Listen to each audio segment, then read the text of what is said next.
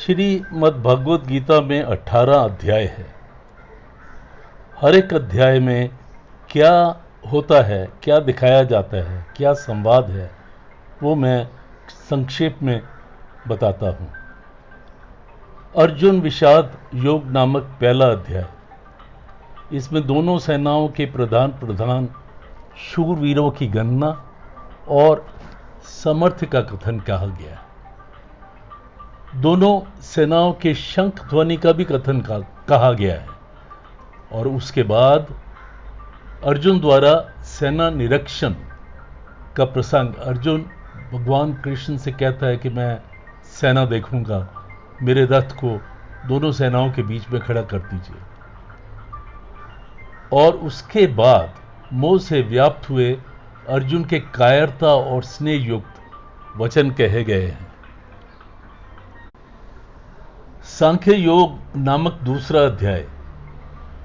दूसरे अध्याय में कृष्ण अर्जुन को बताते हैं कि भाई ये तुम कहां से कायर बन गए। इस कायरता के विषय में श्री कृष्ण का संवाद जो है वो बताया गया है। सांख्य योग का विषय, इसका भी अनुग्रह किया गया है। क्षात्र धर्म के अनुसार युद्ध करने की आवश्यकता का निरूपण भी दिखाया गया है। और उसके बाद भगवान श्री कृष्ण बताते हैं कर्म योग का विषय। और आखिर में स्थिर बुद्धि पुरुष के लक्षण और उनकी महिमा ये बताते हैं भगवान श्री कृष्ण अर्जुन को। कर्म योग नामक तीसरा अध्याय। ज्ञान योग और कर्म योग के अनुसार अनासक्त भाव से नियत कर्म करने की श्रेष्ठता का व्याख्यान किया गया है। यज्ञ आदि कर्मों की आवश्यकता का निरूपण है। उसके बाद ज्ञानवान और भगवान के लिए भी लोक संग्रह के लिए कर्मों की आवश्यकता ये बताई गई है। और लास्टली अज्ञानी और ज्ञानवान पुरुषों के लक्षण तथा राग द्वेष से रहित होकर कर्म करने के लिए प्रेरणा कही गई है। और काम के निरोध का भी विषय दिखाया गया है। ज्ञान कर्म संन्यास योग नामक चौथा अध्याय। इस अध्याय में सगुण भगवान का प्रभाव और कर्म योग का विषय बताया गया है। योगी महात्मा पुरुषों के आचरण और उसकी महिमा भी बताई गई है। फिर इसके बाद फल से पृथक पृथक यज्ञों का कथन। यज्ञ करना अच्छे पुरुषों के लिए बहुत ज़रूरी है, अच्छे लोगों के लिए बहुत ज़रूरी है। तो क्या यज्ञ कैसे करने हैं उसका भी कथन बताया गया है। आखिर में ज्ञान की महिमा ये श्री कृष्ण भगवान बताते हैं। कर्म संन्यास योग नामक पांचवां अध्याय। सांख्य योग और कर्म योग का निर्णय। उसके बाद सांख्य योगी और कर्म योगी के लक्षण और उनकी महिमा ये भगवान श्री कृष्ण बताते हैं अर्जुन को। ज्ञान योग का भी विषय। और उसके बाद भक्ति सहित ध्यान योग का वर्णन करते हैं। आत्म संयम योग नामक छठवां अध्याय।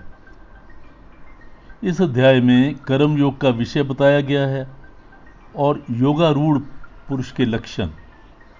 आत्म उद्धार के लिए क्या करना चाहिए, उसकी प्रेरणा और भगवत प्राप्त पुरुष के लक्षण भी बताए गए हैं। विस्तार से ध्यान योग का विषय और मन की निग्रह करने का विषय ये भी भगवान श्री कृष्ण अर्जुन को बताते हैं। और उसके बाद योग भ्रष्ट पुरुष की गति का विषय और ध्यान योग की महिमा ये भी अर्जुन सुनता है भगवान श्री कृष्ण से। ज्ञान विज्ञान योग नामक सातवां अध्याय। विज्ञान सहित ज्ञान का विषय वर्णन किया गया है। संपूर्ण पदार्थों में कारण रूप से भगवान की व्यापकता का कथन है। आसुरी स्वभाव वालों की निंदा और भगवत प्राप्त भक्तों की प्रशंसा। अन्य देवताओं की उपासना का भी विषय बताया गया है। भगवान के प्रभाव और स्वरूप को ना जानने वालों की निंदा और जानने वालों की महिमा कही गई है। अक्षर ब्रह्म योग नामक 8वां अध्याय। ब्रह्म, अध्यात्म और कर्म आदि के विषय में अर्जुन के 7 प्रश्न और उनका उत्तर। भक्ति योग का विषय और शुक्ल और कृष्ण मार्ग का विषय ये किया गया है वर्णन 8वें अध्याय में। राज विद्या राज गो योग नामक 9वां अध्याय। प्रभाव सहित ज्ञान का विषय, जगत की उत्पत्ति का विषय, भगवान का तिरस्कार करने वालों की निंदा और आसुरी और देवी प्रकृति वालों का भेद और भगवान को जानकर देवी प्रकृति वालों की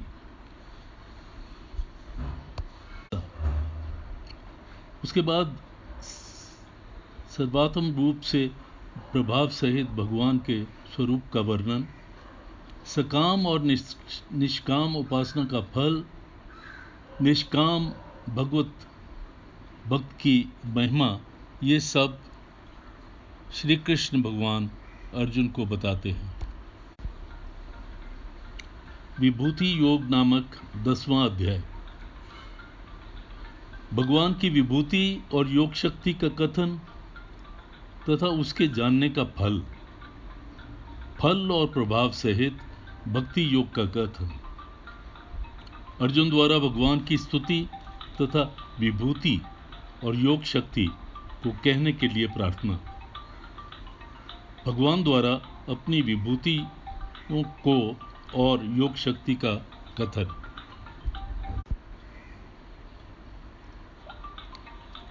विश्व रूप दर्शन योग नामक 11वां अध्याय। विश्व रूप के दर्शन हेतु अर्जुन की प्रार्थना।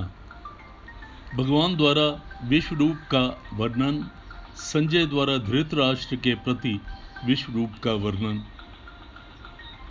अर्जुन द्वारा भगवान के विश्व रूप का देखा जाना और उसकी स्तुति करना। भगवान द्वारा अपने प्रभाव का वर्णन और अर्जुन को युद्ध के लिए उत्साहित करना। भयभीत हुए अर्जुन द्वारा भगवान की स्तुति और चतुर्भुज रूप दर्शन कराने के लिए प्रार्थना। भगवान द्वारा अपने विश्व रूप के दर्शन की महिमा का कथन तथा चतुर्भुज और सौम्य स्वरूप का दिखाया जाना। बिना अनन्य भक्ति के चतुर्भुज रूप के दर्शन की दुर्लभता और फल सहित अनन्य भक्ति का विषय। भक्ति योग नामक 12वां अध्याय। साकार और निराकार के उपासकों की उत्तमता का निर्णय और भगवत प्राप्ति के उपाय का विषय। उसके बाद भगवत प्राप्त पुरुषों के लक्षण भी भगवान श्री कृष्ण बताते हैं। क्षेत्र क्षेत्रज्ञ विभाग योग नामक 13वां अध्याय। ज्ञान सहित क्षेत्र क्षेत्रज्ञ का विषय, ज्ञान सहित प्रकृति पुरुष का विषय।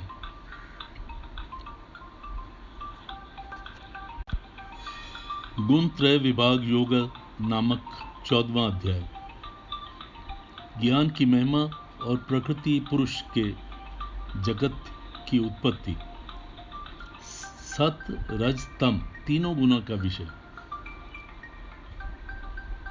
भगवत प्राप्ति का उपाय और गुणातीत पुरुष के लक्षण।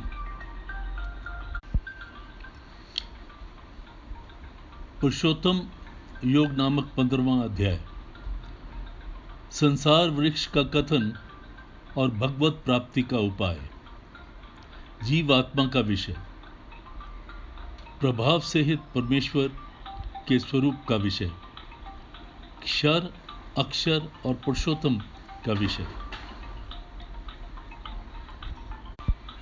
देवासुर संपदा विभाग योग नामक 16वां अध्याय, फल सहित देवी और आसुरी संपदा का कथन, आसुरी संपदा के लक्षण और उनकी अधोगति का कथन,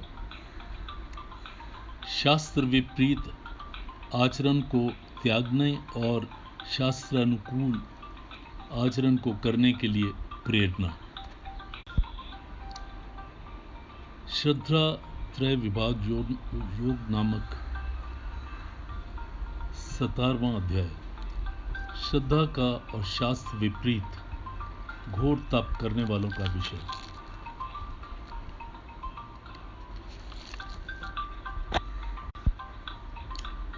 आहार, यज्ञ, तप और दान के पृथक पृथक भेद, ओम तत्सत प्रयोग की व्याख्या,